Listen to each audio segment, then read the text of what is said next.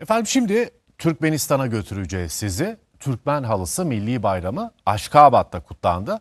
Eşsiz güzellikte desenlere sahip halılarla dekoratif ürünler katılımcılardan büyük beğeni aldı.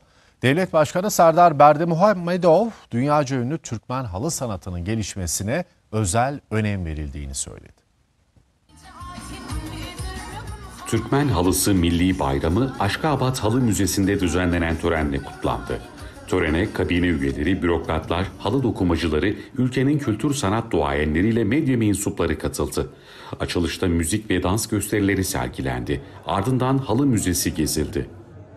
Su Türkmenin canı, at Türkmenin kanadı, halı Türkmenin ruhudur diyor Türkmen büyükleri.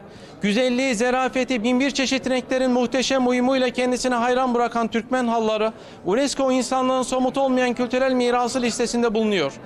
Devlet Başkanı Serdar Berdimuhamedov, Milli Halı Bayramı münasebetiyle yayınladığı mesajında halıcılığın kutsal bir sanat olduğunu ve Türkmen yaşamında yüzlerce yıldır sürdüğünü aktardı. 5 eyaleti simgeleyen halı motiflerinin Türkmen bayrağı üzerinde yer aldığını kaydetti.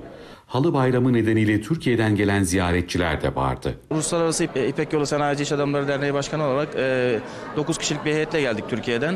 Türkmenistan halıları ve Türkmenistan'dan iplik ve yün olmak üzere burada bir kendi branşımızda bir ticari hacmimiz var. Bunları daha çok çoğaltmayı umut ediyoruz önümüzdeki yıllarda. Müzede Türkmen halıcılar tarafından üretilen ipek ve yün halılarla geleneksel ve modern halı dokuma kültürü ziyaretçilere tanıtıldı. Türkmen halılarının en önemli özelliği Kızılarbat, Bahardan gibi desenlerinin farklı olması ve dokuma sıklığının çok fazla olmasıdır.